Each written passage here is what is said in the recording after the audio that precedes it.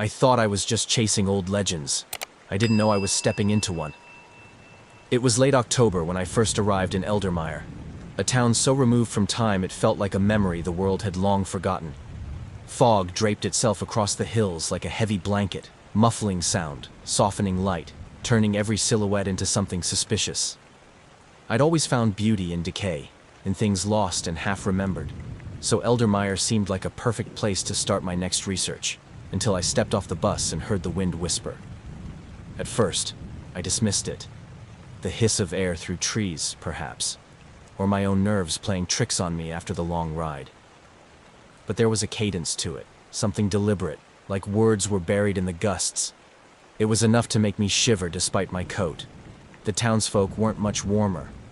As I walked through the narrow streets lined with slanted houses and dimly lit shops, heads turned, but no one smiled. No greetings, no small talk, just eyes that flicked past me quickly and never returned. I asked an elderly woman for directions to the inn. She pointed wordlessly and walked away. It wasn't until I reached the top of Holloway Hill that I saw it, the Holloway Archive. The building stood like a mausoleum of knowledge, its dark stone facade half consumed by ivy, its towering windows forever staring, its wooden doors silent and still. The closer I got, the colder the air became, as if the very walls exhaled ice. I paused on the threshold, not from fear, at least not yet, but from something deeper. A quiet sense of being watched. Inside, the library smelled like dust and secrets. Lanterns hung from hooks on iron chains, their flames dim but constant. Shadows reached long fingers across rows of ancient bookshelves. I was the only visitor, at least, the only visible one. That's when I met him. The librarian emerged from behind a desk, startlingly silent for someone so old. Thin as a crow and just as black-clad, he studied me through narrow spectacles that looked like they'd never come off his face. "You seek knowledge, young lady?" he rasped, voice dry as parchment. "Yes," I answered. "I've heard the Holloway Archive holds manuscripts not found anywhere else." He stared a moment longer, then gave a slow, deliberate nod. "True," he said, "but some knowledge comes at a price. Tread carefully." A warning, clear as crystal. But I was already too intrigued. His words didn't scare me. They challenged me. The archive's interior was a vast, echoing maze of corridors and alcoves. I spent the next few hours roaming its upper levels, running my fingers across spines that hadn't been touched in decades, reading titles in languages I only half recognized. The further I wandered, the less I felt like I was inside a building, and more like I was being slowly swallowed by it. When I finally left that night, the sky had turned bruise purple. The fog had thickened. I turned back for one last look at the Holloway Archive. Its windows reflected no light. The lanterns inside had already begun to flicker out. And still, something watched me. I should have left then, but I didn't.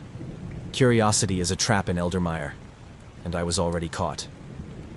The morning after my arrival, the fog still clung to the cobblestone streets like something alive, refusing to lift. I made my way back to the Holloway Archive, my mind still echoing with the librarian's words from the night before. Some knowledge comes at a price, but I couldn't ignore the pull of the place, the way it seemed to hum with hidden truths. If there was something buried within those walls, I needed to find it. Inside, the archive was deathly quiet. Mr. Thorne sat at his desk, but he didn't look up as I entered. He didn't speak either, only nodded once, slowly, as if he already knew I would return. I wandered deeper into the labyrinth of shelves, passing through rows of books that felt older than language itself. Every step echoed. Every shadow stretched too far. Hours passed. I took notes, made sketches, but something felt off. The books on the upper levels began to blur together, repeating themselves. My fingers skimmed over spines with no titles, some warm to the touch, others ice cold. And then, near the back of a dust-covered aisle, I saw it. A narrow wooden staircase tucked behind a crooked shelf. It wasn't marked on the directory. It shouldn't have been there at all. It led downward into a section where the air was thicker, colder, and smelled faintly of burnt wax and mildew. The lanterns barely lit the way, their flames dimmer the further I went. The shelves here were different, twisted, warped by time and moisture. Most of the books had no labels, their covers either peeled away or purposely scratched out. And then I found it. Tucked behind a loose panel, hidden as if someone had tried to forget it existed, was a tome unlike the others. Bound in cracked black leather, the book radiated unease. The cover was blank, but when I opened it, the pages inside were filled with charcoal sketches of faceless figures, inked in frantic strokes. Each page contained symbols I couldn't read, scratched, etched, and burned into the parchment. The illustrations became more disturbing as I flipped through them.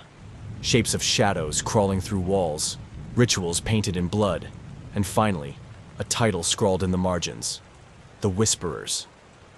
I shouldn't have read it aloud, but something in me, a scholar's compulsion, or maybe something not mine, guided my lips. I recited a passage, the syllables jagged and foreign. The moment the last word left my mouth, the atmosphere shifted. The temperature dropped instantly. The lanterns around me sputtered. And then, the shadows changed. They no longer sat still along the walls. They twisted, moved, reached. A pressure built around me, like something unseen had taken notice. My breath clouded in front of me, and the hair on my arms stood on end. I tried to step back, but my legs locked. That's when I heard it. Not from the book, but from the air itself. Who seeks us? The voice didn't echo. It slithered. It came from all around, as though the shadows were breathing it directly into my ear. I slammed the book shut. The whispers stopped, but the silence was worse. Thick, charged, expectant. I backed away, placed the tome where I found it, and turned to flee. Every step I took, I felt watched. I didn't run, not yet, but my every instinct screamed that I should. When I finally returned to the main hall, Mr. Thorne was gone. His chair sat empty, his desk abandoned. No one else had come in. The silence of the archive had deepened into something predatory. I left without saying a word. Outside, the fog had thickened, swallowing most of the town. The sun was gone, replaced by a dull gray that turned every tree, every building into silhouettes. And though I could see no one, I felt them. Eyes, shadows, something. They were watching. I walked quickly back toward the inn, but the streets had shifted. What should have been a 5-minute walk stretched into a maze of turns that led nowhere. The alleys curved where they hadn't before. Familiar signs were missing. And then I heard it again. Not the wind, not the rustling of trees. A whisper, low and deliberate. Who seeks us? It came from behind me, from beside me, from inside me. I ran. I didn't stop until I burst into the inn, shaking and breathless. The fog clawed at the windows outside, but I didn't dare look back. I had found the book. I had read the words. And now, something had found me. The shadows weren't still anymore. They listened. They moved. After I read the incantation from the forbidden tome, something inside the Holloway archive shifted. It was subtle at first, barely noticeable if I hadn't already been so on edge. The lanterns no longer offered warmth. Their light felt feeble, stretched thin, as if the darkness had learned to drink from them. I told myself I was imagining it, that the cold creeping into my bones was just autumn settling into the walls. But I knew better. The archive didn't just feel ancient anymore. It felt aware. That night, back in my room at the inn, I couldn't sleep. The silence was no longer comfortable. It pulsed, like it had weight. I sat up in bed and stared at the corners of the room, certain something was watching from the dark. Then I heard it, just outside the window, though I was on the second floor. A breath, then a whisper. Amelia. I froze. I hadn't told anyone my name. Not the innkeeper. Not even Mr. Thorne. The next day I went back to the library looking for answers, or at least to find Mr. Thorne. But his desk was still empty, his chair untouched. No one else appeared to be working there. I wandered through the aisles, half hoping I'd see him rounding a corner or reshelving a book. But the archive was deserted. The air inside was dense with something unspoken. The shadows behaved strangely now. They clung tighter to the floor, stretching unnaturally with the light. I could swear I saw them ripple when I passed. At one point, I stopped in front of the shelf where I'd found the tome. The book was gone. So was the staircase. I left the archive just before dusk. The moment I stepped outside, I realized the fog hadn't lifted at all. Not since the first day. If anything, it had grown thicker, crawling higher up the buildings, wrapping around the lampposts like vines. I followed what should have been the shortest path back to the inn, but the streets had changed. Familiar turns curved into dead ends. The town had become a maze. And then, as I stood in the middle of what should have been Holloway Street, the fog parted slightly, and I saw something watching me from the mist. It wasn't a person. It wasn't anything that made sense. It was shadow, shaped almost like a human, but distorted, elongated, hollow at the center. And it moved with a glide, not a walk, slipping between buildings without touching the ground. I turned and ran. I didn't stop until I slammed the door shut behind me at the inn, but the shadows followed. I know they did, because that night, as I lay beneath the covers, I heard them whispering in the corners of the room. They didn't speak in full sentences, just fragments, disjointed thoughts. Too late. Free. Join. I barely slept, and when I did, I dreamed of corridors that twisted endlessly downward, of books that bled ink, and of faceless figures standing in the fog, beckoning with outstretched hands. The next morning, I found my journal on the desk, open to a page I hadn't written. My handwriting was there, but the words weren't mine. We hear you. We see you. We know your name. I slammed the book shut and rushed back to the archive. I needed answers. I needed Mr. Thorne. But he was still gone. In desperation, I searched the back rooms, calling his name, opening every creaking door I came across. Nothing. I stood alone in the main hall when I heard it again. My name, whispered, but not in my ear. All around me. Join. Us. Amelia. That was the moment I truly felt fear. Not from the voice, not from the shadow I saw sliding silently between bookshelves, but because I felt something inside me answer. Something buried, ancient, and quietly waking. The shadows weren't just following me anymore. They were waiting. Everyone knew. No one warned me. By the fourth day, I began to understand something dark about Eldermire. Not just the archive, not just the fog, but the people. The whole town was infected with a silence that felt practiced, rehearsed.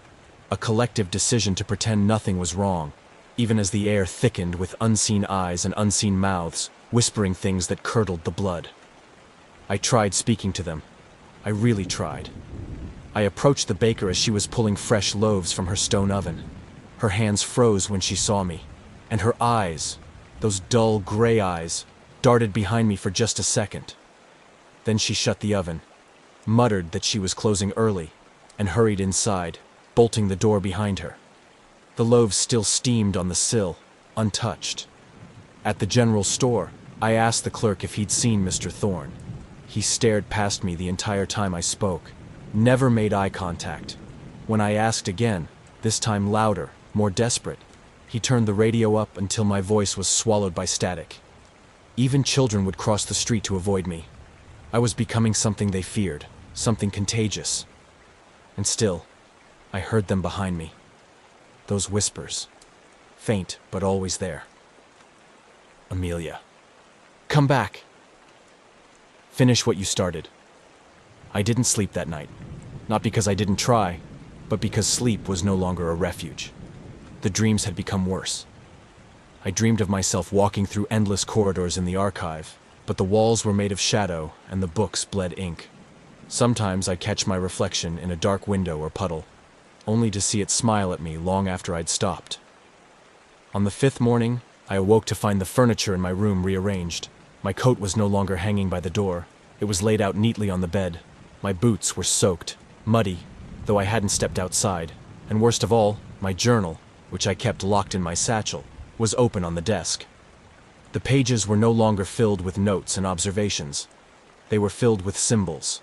Unfamiliar, jagged, scratched deep into the paper as though carved by a trembling hand. On one page, beneath a spiral of symbols, were words written in my handwriting. The shadows, remember. The shadows, obey. I slammed the book shut and checked the lock on my door. It was still bolted, but I knew something had been inside. Something had been here. And that night, in the mirror, I saw it. I had bent over the sink to splash cold water on my face, and when I looked up, my reflection didn't move. I stood still. It smiled. Then it opened its mouth, and black wisps poured out, like smoke, or mist, or ink, and whispered. Everyone knew. No one warned you. I fell backward, crashing against the dresser, and when I looked again, the mirror was just a mirror. My reflection mirrored me once more. But I didn't trust it. I didn't trust anything anymore. Not the town, not the people, not the fog. The next morning, I passed by a group of townsfolk gathered near the church. They were whispering amongst themselves. When they saw me, they stopped. One woman, wrinkled and frail, clutched a rosary and whispered something I couldn't quite hear. But her eyes said everything. Pity, regret, resignation. She knew what I was, what I had done. And in that moment, I realized something that hollowed me out from the inside. They hadn't ignored me because they didn't care. They ignored me because they knew. Because they had all made the same choice at some point. To pretend the shadows weren't real, to keep their heads down, to stay silent while another outsider was devoured by the same whispers they had once heard. They had survived by letting others fall. Everyone knew. No one warned me. And now, I was next. There's more beneath the library than shelves and books. I didn't decide to go back to the archive. It was more like the decision had already been made for me, etched into the marrow of my bones by those whispers that refused to leave me alone.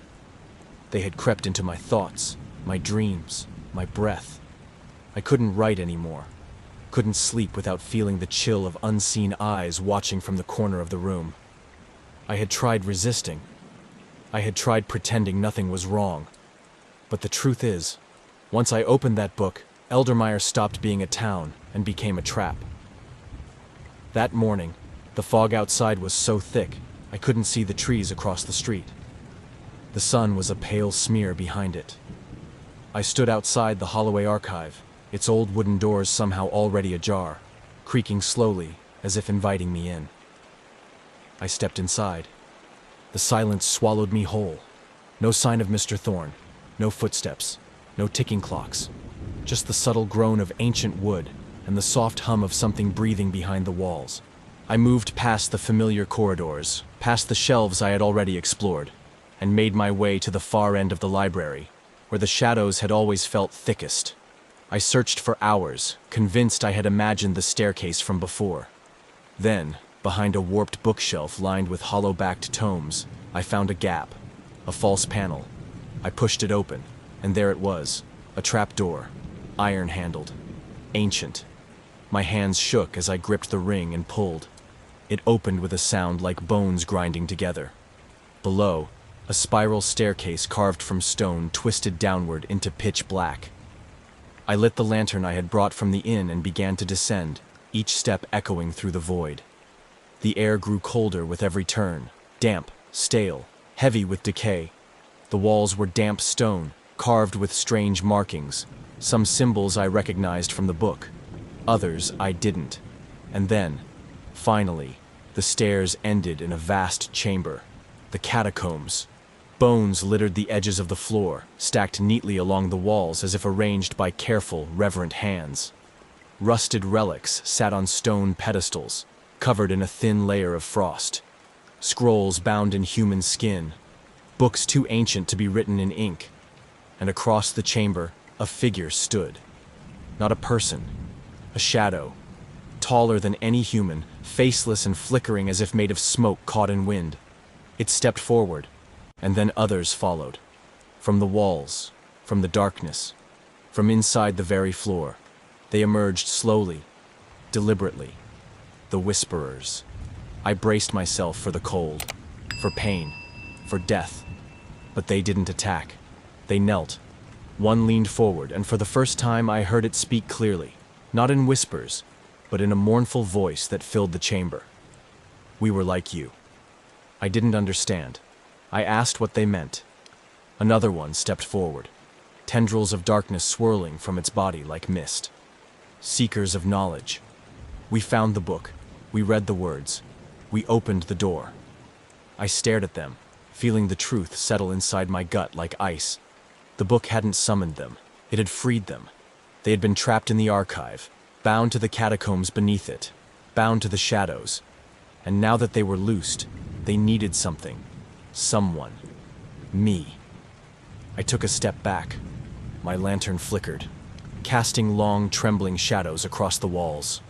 Why me? I asked. You finished what we started, they said. You spoke the name. You broke the seal. Now, the bindings must be restored, or we will never leave you. They didn't threaten. They begged. In their own way, they were suffering. Their presence was a curse, not by choice, but by consequence. I realized then, in that stone chamber, surrounded by forgotten relics and pleading shadows, that I was the last hope to stop this. That if I didn't act, the whisperers would grow stronger, hungrier. They would spill out of the library and into Eldermire, into the world. There was no way back now. No town, no inn, no Mr. Thorne. Just me, the shadows, and the truth, pulsing like a heartbeat in the hollow space below the library. The book didn't summon them. It freed them. And I was the one who left the door open. To stop the whispers, I had to become one of them. When I emerged from the catacombs, I wasn't the same. Not because I had seen something unspeakable, but because I had understood it. The whisperers were not monsters born of evil. They were victims of curiosity, prisoners of a ritual gone wrong, bound to darkness by those who came before me, and then forgotten. I wandered the archive in silence for hours after that. The corridors no longer felt like passages of knowledge.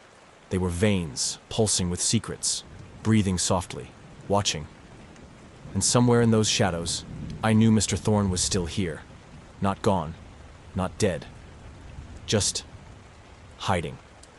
I found him in the deepest wing of the library, a part so consumed by darkness, even the lanterns refused to burn there. He sat motionless in a high-backed chair, surrounded by books that trembled on their shelves. His eyes opened slowly when I stepped closer, as if it pained him to look at me. "You went below," he rasped, his voice barely more than air. "You saw them." "I did," I said, "and I know what they are now." Mr. Thorne looked away, ashamed. "I was once like you," he whispered. "A seeker, a fool. I thought I could control them, that I could trap them and protect the world from their whispers." "You were the one who bound them," I said, "and now you're bound with them." He didn't deny it. "They needed a warden," he said. "Someone to stay, to hold the seal. That was my price. But you broke the seal. You finished what I started. Now they're free, and the world is listening." The shadows began to stir around us, not menacingly, but with intention. I felt them curling near my feet, brushing against my skin like wind. "They offered me a choice," I said. "They said I could stop the whispers if I became one of them." Mr. Thorne's face crumpled with grief. Don't do what I did. Once you accept their offer, you lose your name, your voice, yourself. You become a vessel. You exist, but you don't live." "But if I don't," I said, "the whispers will spread. They'll find someone else, another town, another seeker." The silence that followed was long and heavy. Then he stood, slowly, like every bone in his body resisted the motion.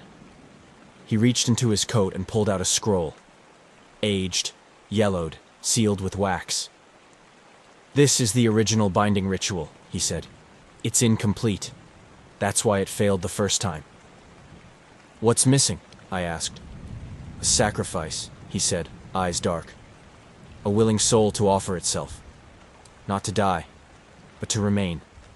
To become the anchor. One mind to hold the seal. One voice to contain the whispers. It all made sense then. The tome, the archive, the endless, watching fog. Eldermire itself was a cage. A beautiful, quiet, forgotten prison. And someone had to guard the door. I took the scroll. Read it. Memorized the words that would chain the shadows once more. But the cost wasn't just my time, or my memories. It was me. I'll do it, I said. Mr. Thorne fell to his knees. Please, don't. Let me finish what I began. Let me stay. But the shadows were already choosing. They wrapped around me, gently now, with something like gratitude. I stepped back toward the catacombs, scroll in hand, whispers circling faster now. Wait, Mr. Thorne said, reaching for me. They'll take everything from you.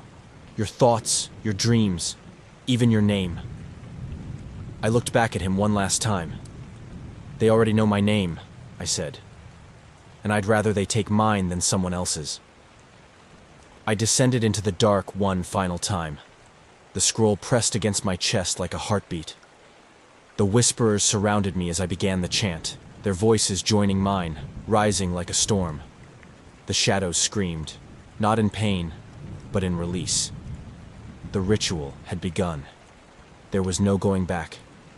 The library still stands, but the whispers now come from me. I don't know how much time has passed since I completed the ritual. Days?